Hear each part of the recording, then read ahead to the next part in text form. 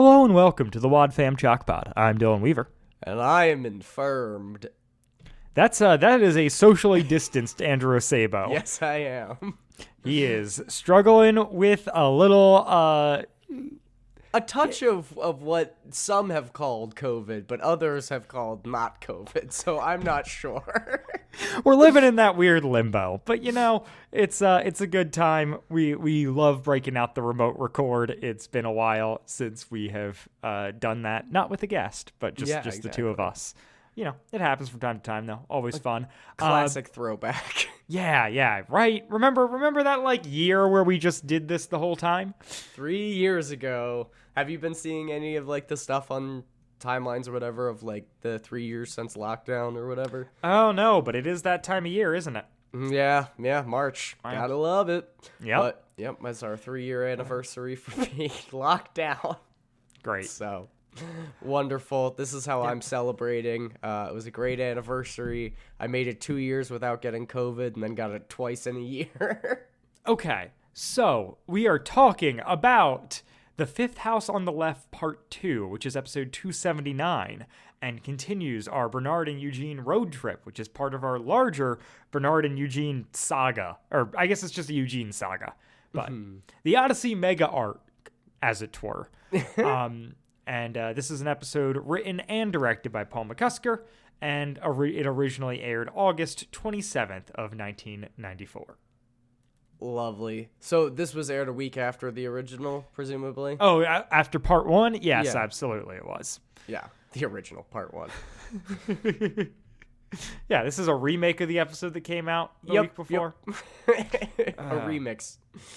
Yeah, and it's basically the same cast member as the previous episode, except that now we have Corey Burton pulling in as the newscaster all throughout this episode, doing a stellar job as Mr. Radio Man. Mm-hmm. And we also have Randy Crenshaw playing the fire chief. That's a familiar name. Has he been on the show before? Yes, so we You know why? You know why you know that name, Andrew? Why? You know why? I think you're going to tell me. He is Don Iowa. There it is. That's why I couldn't forget his name. Don Iowa. No.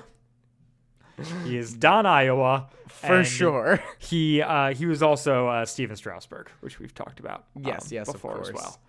He played him in a couple episodes, but not all. But in this episode, he's the fire chief. He's just very obsessed with keeping people away from bad air and getting them towards good air. That's what I'm finding is consistent across his roles. Yeah. Yeah, and we've got Corey Burton doing a good, every newscaster sounds the same. Yeah. And For so sure. Yeah, it's and it's unfortunate because I can't say that it's a particularly great or funny impression. It's just kind of generic newscaster sound. Yeah. No, I always appreciate the old timey 1940s throwbacks where it sounds worse and they talk much higher. Yeah. So No. I mean he's striking the balance between Brian Dern and Link Wainwright in this episode. Of course. And probably leaning more on the it is quite Link. Those are the two genders, Dern and Wainwright. Yeah, look, I mean they're the two impressions that we have. It's fair. But yeah, so that's all there is really to the background behind this episode. We didn't have we kind of covered context for this two-parter last week. So, do we have a special promo for this one, or is it the same as previous? The promo for this episode is exactly the same as last one, so we're not even going to do that lovely. part. We are just going to jump right in to the discussion of the episode at hand. And we start where we ended with the earthquake. Yeah, I mean, it was quite the dramatic ending, so it makes sense for the episode to pick right up there. But I don't even think, like, was there there's no cold open, there's no nothing. It just drops you right in. Yeah. Yeah, well, so it would have done the previously on the radio. Yeah, but not here. for the album version. Yeah. So the episode begins with Bernard and oh goodness, the distraught father. Oh goodness, Foster Smith Hammer. Thank you. Yes, good old Foster. Just a swell dude, and his daughter, who stepped in glass when the earthquake happened. So presumably she's bleeding profusely, and this is right after Mr. Foster Smith Hammer rudely told Bernard to leave and fired his help. And so now they are all trying to literally and metaphorically pick up the pieces. Yep. Both literally and metaphorically. Yeah. And yeah, I don't. We'll just hit it off the top. Like the whole premise of this episode is like, boy, Eugene and Bernard are so great at and doing kind. stuff because they are from a small town, and all these people suck because they live in a city. They don't know how to do anything. You don't know how to dress a wound. You're from Hollywood. Like it, no, it is. All the caricatures that we complained about in the previous episode with the part 1 is just, if not worse, but definitely the same. Yeah, here. yeah, but it's just right. It's exhausting. Right. If I'm honest, I don't have a ton of energy as is, but this was rough. I threw it yeah, back on yeah. for Like I don't today. feel like there's a ton to discuss. Well, but we're gonna walk what we through already it. said. Right, know? right. Yep. Yeah. Yeah. But All right, so we'll just see you guys back next week for the next episode, and you can catch up, and you'll figure it out. Presumably the child doesn't die of blood loss, but we didn't get that far. Right. So Bernard's doing a good job helping these people out, and they are upset that he's a Christian. So he's helping the daughter out, and she's like trying to be brave. She's got glass in her feet, and so he's like, I'll tell you another story. Let me tell you about the time when Jesus washed people's feet. And then it fades to Eugene and Kelsey. And so, then it cuts back later to the Smith Hammers being upset that Bernard was talking to the daughter about Jesus, but we can it's exhausting, and they don't even really give it that much time. Like it almost feels like the show is annoyed that it has to bring it up again. Like it's just like I don't know. It's an episode of like Bernard and Eugene being like uber competent. Yeah, in completely uncharacteristic and like selfless ways. and just like, hey, in a crisis, these are the guys who are going to step up. Mm-hmm. And and we talked about this a little bit last episode, but I like that Eugene is not a Christian at this point, that's not what's fueling this whole thing. Yeah. But it is just, it's an interesting, so I just wish that Bernard didn't have to convert the daughter in order to comfort her, if that makes sense. No, where it was just that's a great point. I feel like there was so much emphasis on the salvation status of the daughter, and all the talks, even at the end where like, my heart's different now. Thank you, Bernard. Like, it's coded so heavily that this major transformation has happened that it kind of, I don't know. It just makes it all taste artificial, if that makes sense. Yeah. No, absolutely. Like, it just, And they're like it makes sense that Bernard is good at this type of stuff, like, to a certain extent. Yeah. No. Like, I'm down for these people being handy. It's more that that they have to hit so hard how incompetent Foster is. Yeah, like that yeah, he like exactly. doesn't understand how to like he's never like used a Band-Aid before, and he doesn't have a battery radio because he's got $15,000 radio equipment, and like why would he Yeah. ever need why would he ever need a dumb one with a battery? And like and he doesn't like the yeah, they do a little bit better with Foster like kind of understanding earthquakes, but like Kelsey doesn't get that at all. No. It's really quite exhausting. I just say the word again. But no, yeah, they don't know anything about what's going on, and of course Eugene and Bernard both do. And there's this thing that I noticed, and it I guess is probably the core of my frustration, would be just the kind of hypocrisy that lies underneath it all, where focus like feels like these people are so misguided in how they interpret the world and interpret reality, and so in painting them, they're trying to paint them misguided. Like they're doing the same thing that they would accuse like Western culture or Hollywood of doing to them, being like, "Oh, you're from a small town. Yep. You don't know anything. You don't do anything." It's the fight fire with fire approach. Yeah, of which hey, is Focus's you're gonna, favorite thing. You're gonna paint us all as a bunch of like podunk hillbillies. Then we're going to paint all of you as a bunch of like stuck up brats. Yeah. Haha. And therapy's not real, even though our owner's a psychologist. Psychologist, I put loosely. I don't know what schmucks gave him his license, but... Yeah. Well, and also, your owner is from Southern California. Yeah, no, you really can't... Focus on the Family was based out of Southern California initially, before they moved to Colorado Springs. Yeah. Like, it's... Yeah. Well, and because, like, there is such a huge, Christian evangelical culture there because of, the Jesus movement in the 70s, all that good stuff. Like, there is such a presence of this type of culture and value there. It's just, it looks slightly different, and it's still just getting dunked on like it's not there at all. Like, I don't know. I think that was my greatest frustration with this episode upon re-listening to it, was just like the glaring hypocrisy that they're so upset that these people are prematurely judging them or whatever, or they're so superficial, and that the Odyssey writing crew is just doing the same thing. Yeah. Yeah.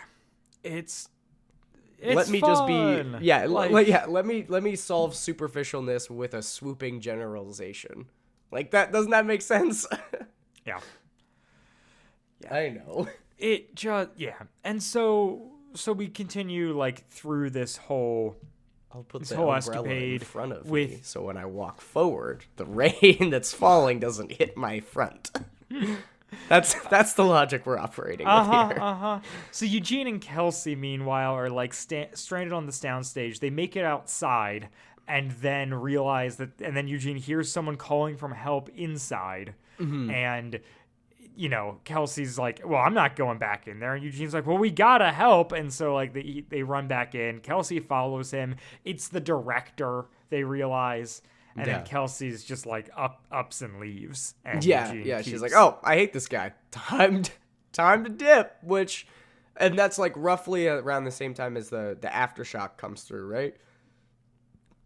Or is that before? Yeah. So Kelsey goes back outside, and then the aftershock happens. That's actually at the point at which Eugene gets to the director. Yeah. Then the aftershock occurs. Yeah. And he and Lance, the director, are like kind of trapped in there. And good God, Lance is right. insufferable. The whole time, Lance is like, why is it taking you so long to get to me? I'm miserable. I'm crushed underneath this camera that I totally couldn't move myself or something. Yeah. Like, presumably it stuck on his leg. Yeah, he has a broken leg by the end of this. Which, not fun. I mean, I've never broken a leg, but still, I feel like he could have done a bit more. Like, he definitely would have needed to help out, but he probably could have gotten that camera off if he really tried. Yeah. Oh man, yeah.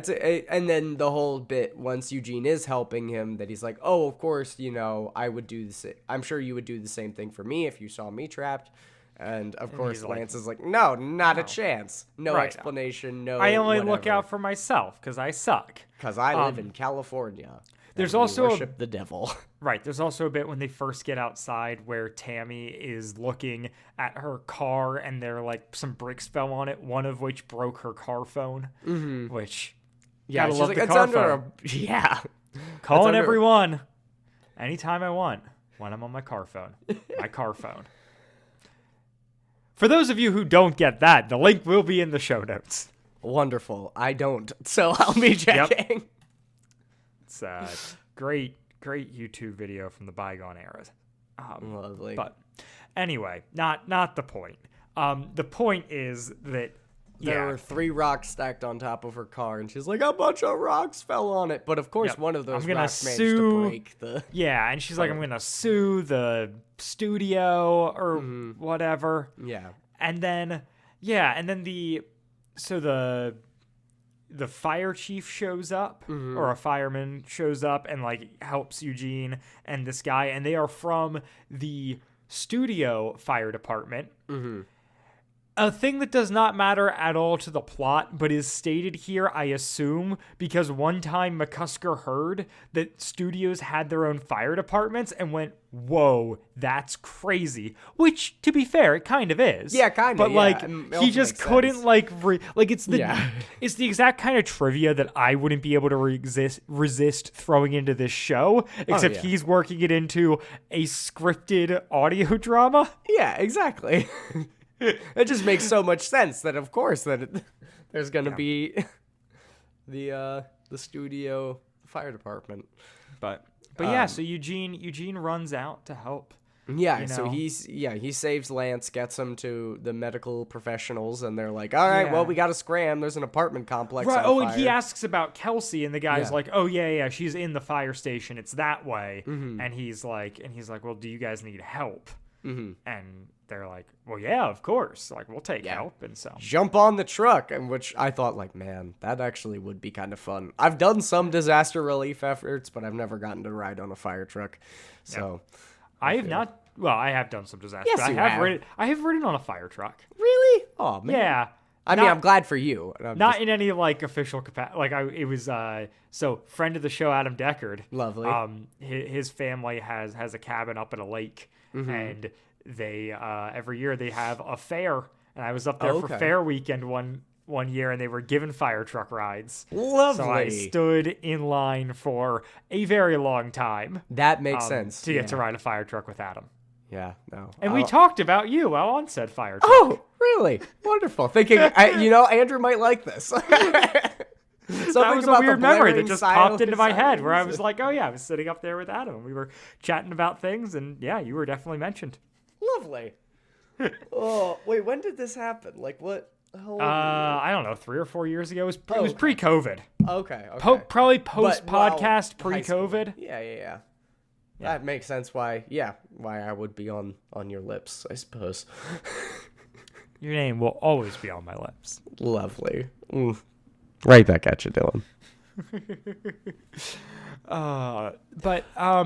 Yeah. So Eugene goes to pitch in. Meanwhile, Bernard, they are trying to escape the house, but are struggling because the gate doesn't move. And then, Foster's like, well, we could just stay put until people show up. And Bernard's like, but what if other people need us? And he's like, well, screw the other people. I want to live. I only care about my daughter. There's a point earlier with Eugene and Tammy where she expresses concern for or with Eugene and Kelsey rather, where she expresses concern for her dad and for Tammy, and Eugene's like, that's the first time you've said anything unselfish. It's the first thing you've said unselfishly all day or something like that. There's a lot of Eugene and Bernard just calling people out, just straight up out of pocket, being like, shut up. Which, they're written poorly, so, they're kind of within their rights to say shut up. Yes. But it's also, wow, why. Yeah. Yeah, it's yeah. Thank you for making it go this way. This is so constructive for children. Let's just have the really good role models get angry and do the right thing in silence. Yeah. And so, That's that Protestant work ethic coming out. So Bernard starts, running around and then is like helping out other people in the neighborhood, and they're like all working together to like lift up, to dig up somebody who's like under a mattress, and we're cutting back and forth between that and Eugene like comforting people who are coming out of burning buildings, interspliced with like the newscast saying like, how tragic all this is and stay put, and help It was a 6.9, wasn't it? Yeah. Or something like that. Yeah, no, it was a 6.9. On the that's Richter correct. scale. Yeah. Oh, Bernard does make a good joke about Eugene. keeping one in his backpack. Yeah. I wish Eugene was here right now. Why? Does he know how to dress wounds? No, but I bet he has a Richter scale in his backpack. Yeah, just top notch. Yeah. He probably knows lots about earthquakes. It's true, and it is established that he has a portable microscope, so a seismometer is not beyond reason. But but the whole montage of like, hey, everyone's like banding together, helping people out, interspliced with this long like, dark night, or whatever. Yeah. That part was good. Look, I hate this episode. I did like tear up there. Yeah, no, because seriously. Here's the thing. Well, you can always get me with community bands together stuff. Yeah. Like, that is like a bigger trigger for me. That is why I like cry at the end of It's a Wonderful Life. Like, it gets me the idea of like, oh yeah, all these people who don't know each other banding together, helping each other out. And so like, yeah, that part is cool. I like when they are, I like Bernard and Eugene being helpful. I just don't like when it's being done to like punch, like to make fun of how bad everyone else is at doing this. Yeah. Well, and it's just like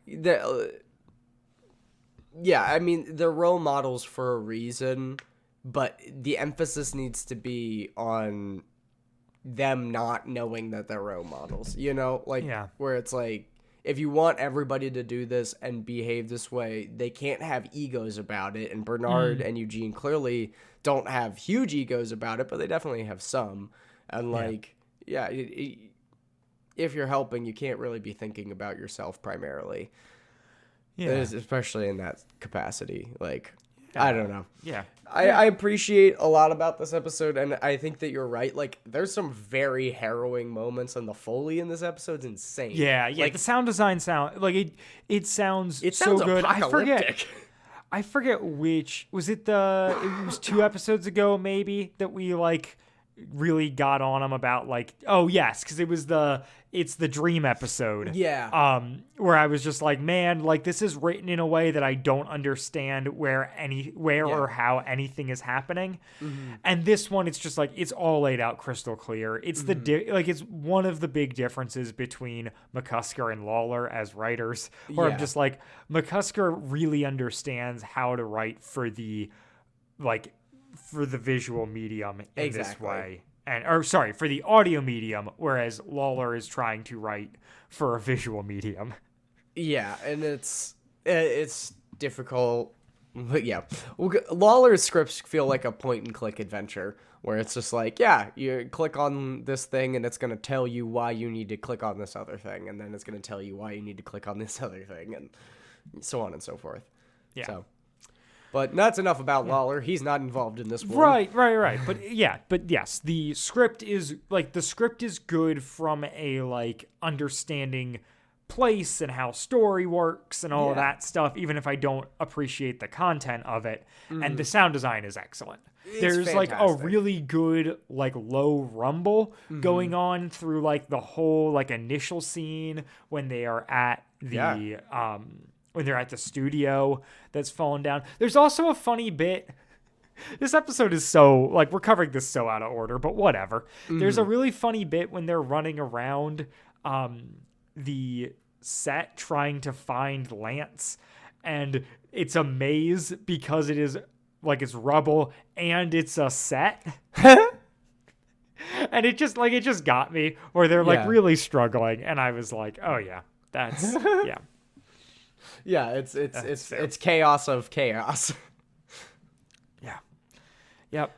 Oh, yeah, no, there's definitely parts, and I will say, like what we were talking about with the radio broadcaster at the end and the Foley that he gives, of just being like, don't go out, boil water, we don't know if it's safe to drink, all this good stuff. Like, there's these public service announcements that are like very just kind of harrowing, and the idea that like he goes to like basically throw it to the camera or to the traffic people, but he's the only one there, so he's like, well, I can see that the road's backed up from here, and there's been unsubstantiated reports that some freeways have collapsed or whatever. Which is, I don't know. I mean, earthquakes are scary. It's not necessarily something Burton I have a ton performs of that, but yeah. Yeah, Burton performs that very well, like with the exact right amount of gravitas. Yeah. I mean, it almost makes me feel bad that like we don't get to hear more about this character. That's just the lone newscaster sitting at the top of a tower during a 6.1 earthquake or 6.9. Yeah. Nice. Yeah. There's okay. And then so the other thing we have to talk about, I guess at least briefly, is certainly. I have the exchange here between Foster and Bernard. Yes, of course. Where Bernard where Tammy says that she's like, I'm safe because, because Jesus is protecting me. And Foster looks at Bernard and is like, are you talking to her about Jesus again? Mm-hmm. And he's like, I want to tell you something. I'm a patient man. I pride myself on my tolerance. And Bernard just cuts him off. And is like, look, unless you have other profound words of comfort to give her, then I've been talking about Jesus. And I'm going to keep doing that. Are you going to ask me to leave, or can I finish bandaging her feet? And it's just... God bless. I mean, it's harsh. It's harsh. But, I mean, I feel like that's the nicest, most direct way he could have said that. I appreciate the crisis mode where it's like, look, stop focusing on this. We're just trying to get through this. You need to focus on your family. But we just need to get through this. Stop drumming up this for no reason. The flip side is like, I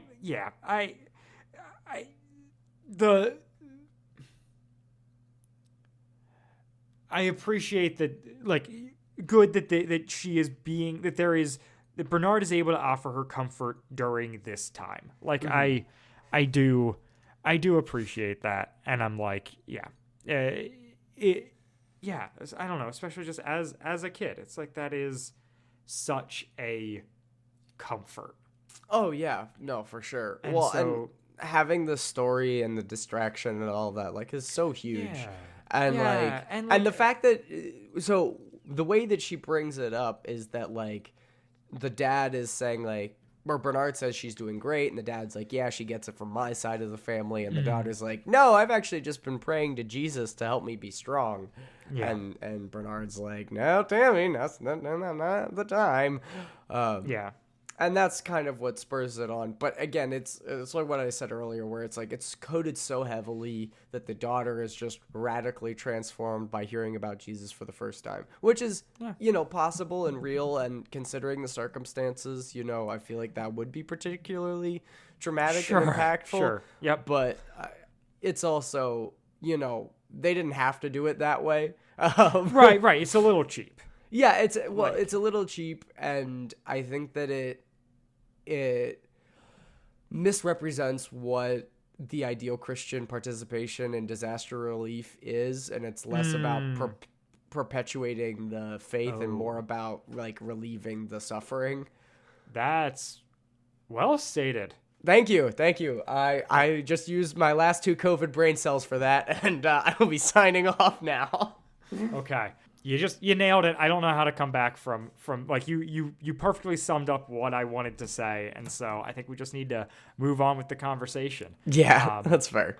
I feel like we've said like, so we've gotten pretty much up to the point where Eugene and Kelsey come back. Correct. Which, another great example of the Foley. There's this tire screech coming around the corner. Yep. And immediately my brain goes, oh, somebody's, like, Kelsey's back or whatever. Right. Someone's going to hit Bernard's car, Bernard's new truck. It's going to be Kelsey. It's going to be the crazed prospector again. Yep. And, yeah, and he's like, what Bernard says, like, you need to give your daughter driving lessons to Foster. And Foster's like, I would, but that was Hubert. He's like, Hubert? Oh, Eugene. Yeah. Which is, call back to when... Part 1. Well, that's, Connie Part 1, yeah. What? Connie Part 1 Oh. is where... Connie, I think it's Connie Part 1, where Eugene's first appearance. And that's where either Tom or Whit refers to him as Hubert. Oh, interesting. Lovely. Yeah. I think that's Tom. So my gut, I was about to say Tom, and then I was like, I think it actually is Whit. Oh, that's unfortunate. Well, we'll have to go back and check the notes. We'll have to cover that episode again. Yep. But yeah, us covering that episode. And so, but before they get back, Andrew, we have to talk about the like heart-to-heart that Kelsey and Eugene have. Oh, yeah. Because she talks about like, she makes the comment about like her worldview crumbling down, which we called in the last episode. And Eugene's like, I shouldn't have said that to you. I'm so sorry, which I like appreciated that he for sure apologized for that. And then she's like, no, but you're right. Like, watching all these things like fall down around me, like all these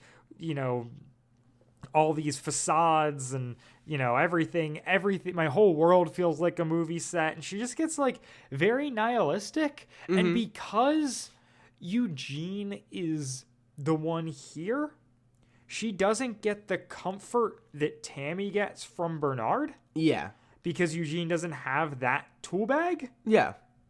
Well, and he is not looking to prescribe a solution. Correct. But it just leaves her in a weird, unresolved place. Yeah, no, for sure. Which is like, oh, I've understood that, like, the error in my ways, but I don't have an alternative. Yeah, I don't have an alternative, and she's basically expressed as much that, like, it wasn't her decision to be this way. Everybody in her community's like this. So, if honest, like, it kind of would be better if there was, like, a Bernard there to be like, well, you should go to church and maybe start hanging out with different people. Because, you kind of do need to connect yourself with some different types of people if you want to grow. Look, Connie knows Christians in L.A. Mm-hmm. Oh, yeah, they exist. At least one of them. She could go and hang out. There's plenty of Catholics, so. Like, go be friends with Marcy and Pamela and, like, all the other, people around. Actually, wait, is Marcy the bad one? I forget. But regardless. She's still there. Right. Like, there are, she could be good now. Do some networking, Yeah. With the old lady, who we like. Yeah. Oh. Yeah, no, I do think that you're apt to point out the lack of solution given to Kelsey by Eugene, because she does just kind of be like, no, there is, it all just kind of fell down, and Eugene's like, yeah. But that is, in my opinion, or at least in my experience, like, that's the correct response, is not to try and provide solutions and just... Yep. I agree. It's a weird juxtaposition. Yes, but certainly. But yeah, I don't mind this, and I'm like, she'll go on her own journey off screen and whatever, but it just feels odd for a kids show and for this show being what it is, that it didn't, like... Well, I think the whole point is make an attempt there. She has learned to be more grateful, because, like, when she does get back, there's all of that, like... Oh, I'm so glad to be with my family. I'm so glad that I forgot about that moment. Because, they get back, and she's like, "How are you?" to her dad, and he's like, "Well, the house will be." And she's like, "I don't care about the house. I want to know Like, how you're you alive. Yeah. are." Right. Yeah. And the same thing with, obviously her younger sister is injured, or half sister, stepsister situation. Right. Is injured, and she's caring for her as well. And everybody's they're just concerned with each other as people, as opposed to who those people are professionally and how their careers interact with them. Yeah. And it's painted very basically with like a broad brush, but I do think that they do give her a little bit of like, oh yeah, I know that I was valuing this wrong. Maybe I should do this more. Yeah. Yeah. Even if that is just like, I don't know, maybe consider the existence of another human being, because I just didn't for the last 18 years. It's true. Yeah. Yeah, and so then they give their goodbyes, and Eugene and Bernard speed off back towards Odyssey, where things never change. Yeah, right, exactly. Foreshadowing what's to come. And it's cool.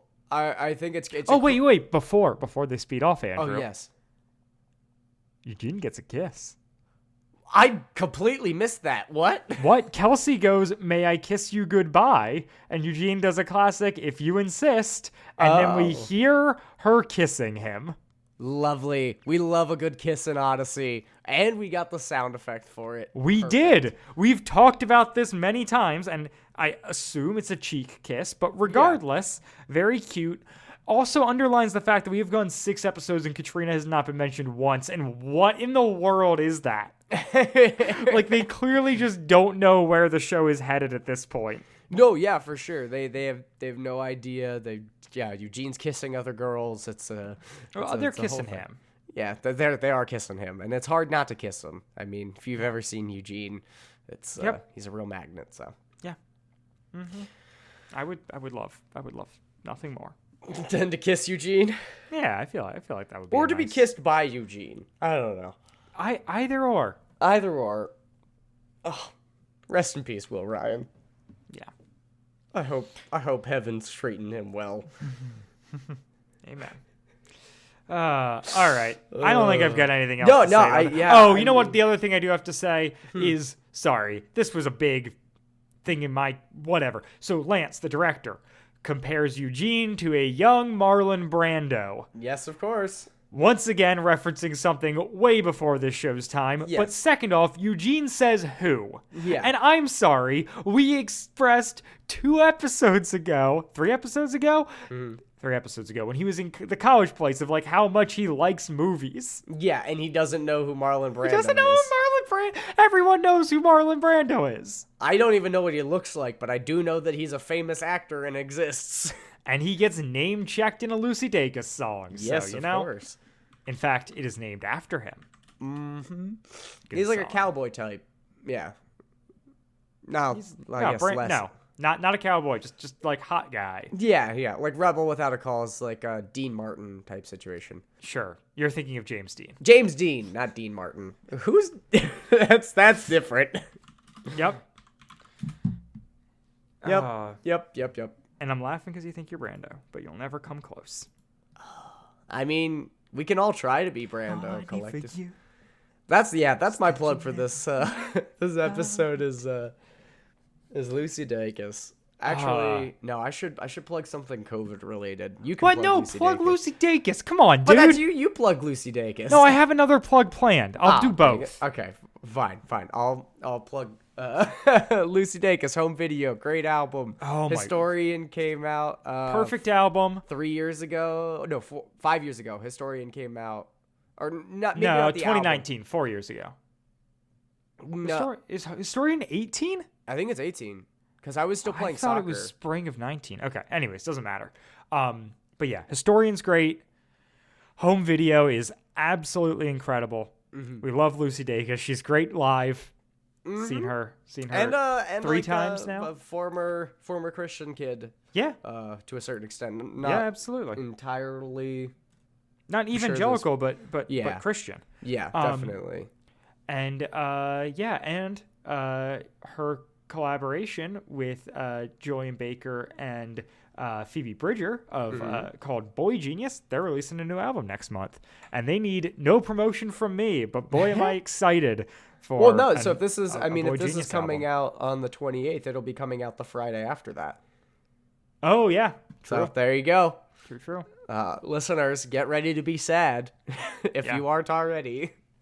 Head on over to Boy Genius for all of your weeping needs. I really hijacked your plug there, Andrew. No, it's okay. You're fine. You got something else though? No. Vitamin C. Okay. Wearing a mask. COVID still exists. I don't know. Appreciate your bed, because you never know when you're gonna have to sleep on a couch because you've got a disease. Oh no. Yeah. True. Okay. Now it's your turn, Dylan. With all this run up. So I am both making an announcement and making a plug, which is we bemoaned this on the last episode and for a lot of episodes. I would like to formally announce that we are no longer giving Focus on the Family $10 every month. Our access to the club has been canceled. Very, very happy about this. Despite it being something that we've been talking about for a while, it hadn't happened yet. Mm-hmm. And then I finally had an inciting incident. Please explain. There will be a link in the show notes, but there's a podcast called Mammonberg that is a leftist Christian podcast. Mm-hmm. And they had Josh Borman of The Worst of All Possible Worlds, so the podcast that AJ Diddy is on, came on an episode of their podcast, of Mammonberg, to just do a Focus on the Family deep dive. And it is a big old bummer. But really good stuff, and nothing new, but just that I hadn't heard before, but just having it all laid out there. Yeah. While I listened, I was like, boy, do I have to cancel this. So thank you, Mammonberg. Thank you, Josh. That episode link will be in the description, but is called The Most Focused of All Possible Families. Couldn't be farther from the Acebo reality, but we tried. Yeah. So that's what I've got. That is incredible. Yeah, that's a great plug on many levels. Actually, I'm curious now. I'm gonna go listen to that. Maybe I'll I need to share it with loved ones so that they can better understand my hatred for Focus. Yeah, it's worth the listen. Oh my stars! And what are we covering next, Dylan? And with all that being said, we're gonna be back next week for episode 280. Gone. ... Bye, guys. Bye.